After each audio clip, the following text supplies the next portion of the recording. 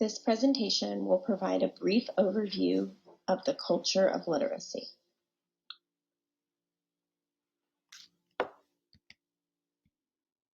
By the end of this presentation, you will be able to analyze equity issues related to illiteracy, define culture of literacy, identify examples and non-examples of a culture of literacy, and understand the components of a strong culture of literacy.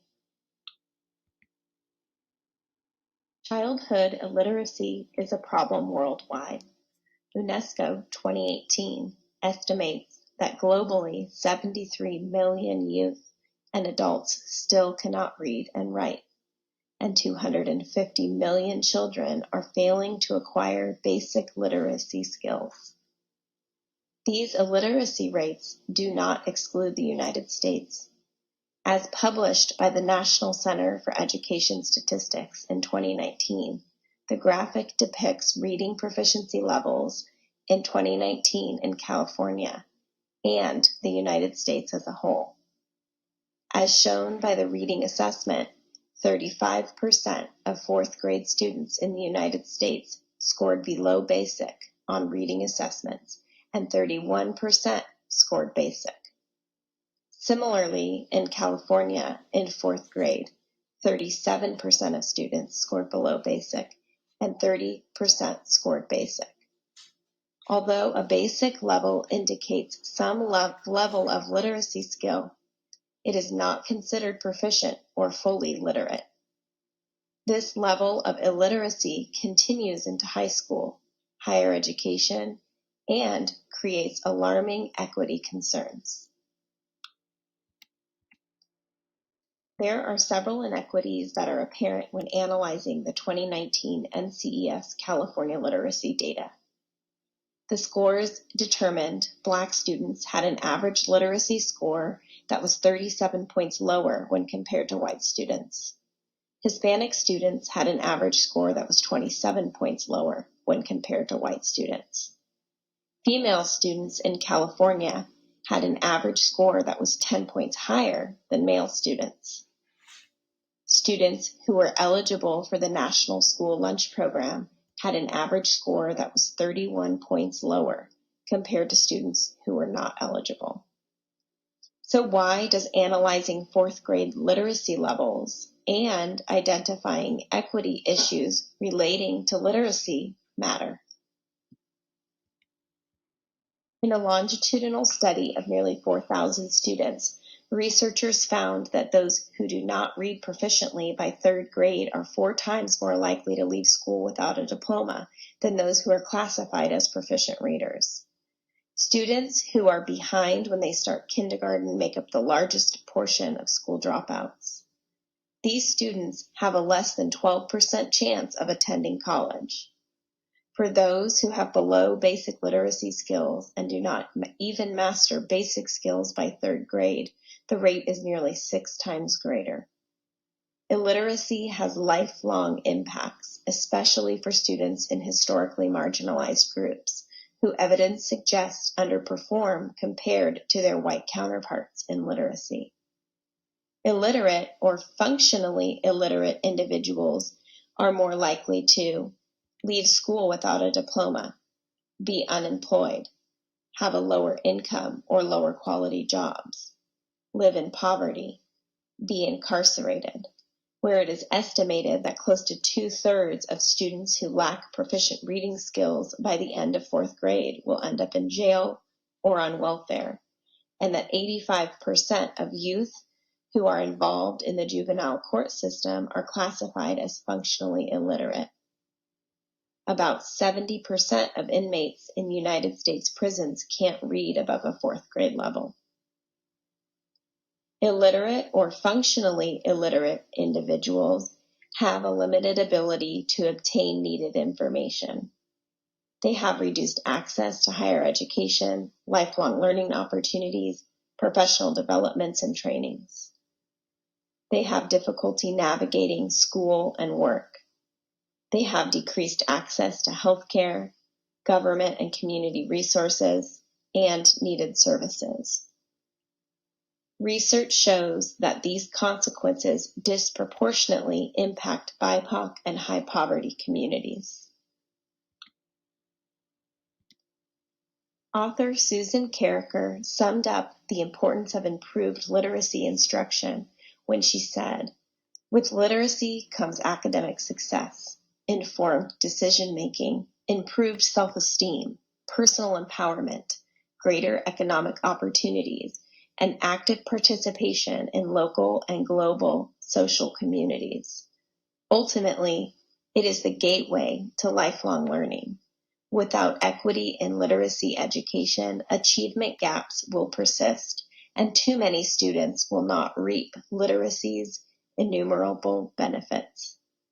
So, what are some of the ways that educators can support improved literacy? Educators, schools, and districts can create a strong culture of literacy. Oxford Languages 2021 defines a culture as the customs, norms, arts, social institutions, and achievements of a particular nation, people, or social group. UNESCO 2018 defines literacy as the ability to identify, understand, interpret, create, communicate, and compute using printed and written materials associated with varying contexts. So, a culture of literacy can be defined as the norms, customs, and achievements surrounding literacy in the classroom, at school, within a particular district, and at a student's home.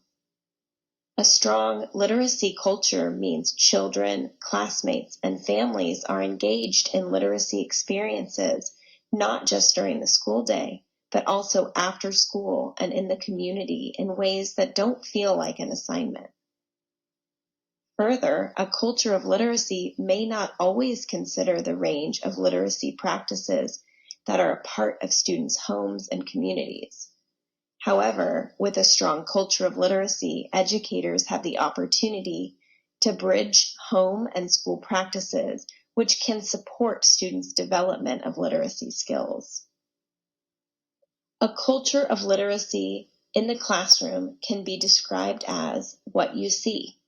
What are the formal policies, systems, and practices involving literacy that are in place? What you hear.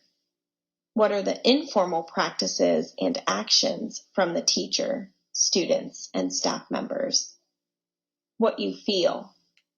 What are the overarching beliefs, values, and attitudes that surround literacy? How are these modeled and communicated to enhance or improve the school, home, community relationship?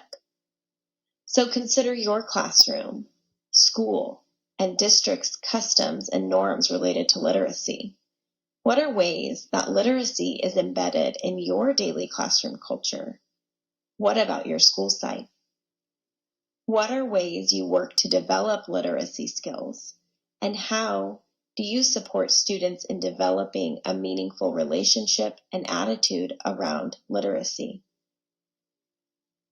Are there opportunities for this culture of literacy to extend home to parents and siblings?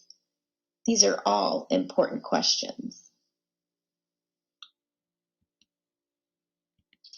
Students must be able to comprehend, construct, and synthesize information using print and non-print materials in fixed and virtual platforms across many disciplines.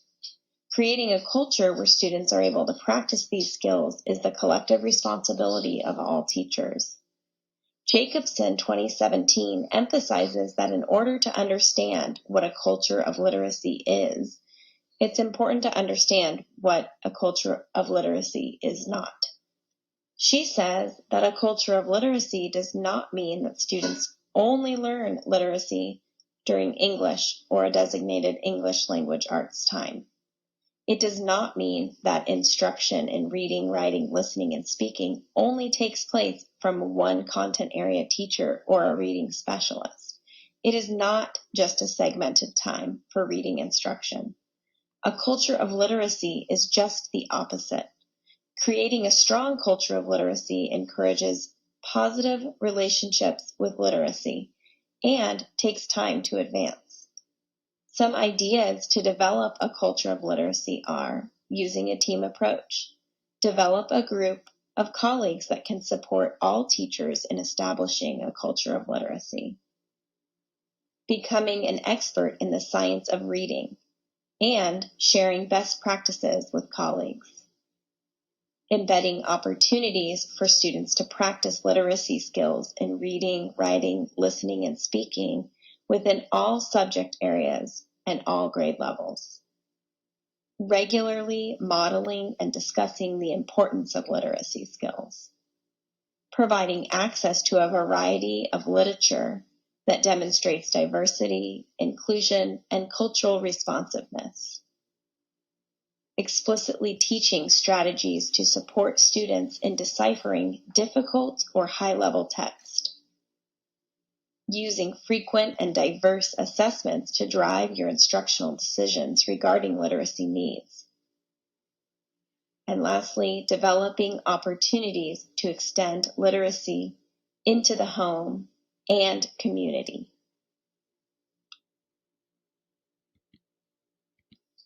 We know that literacy is the single most significant skill needed to function effectively in school, in the workplace, and in society.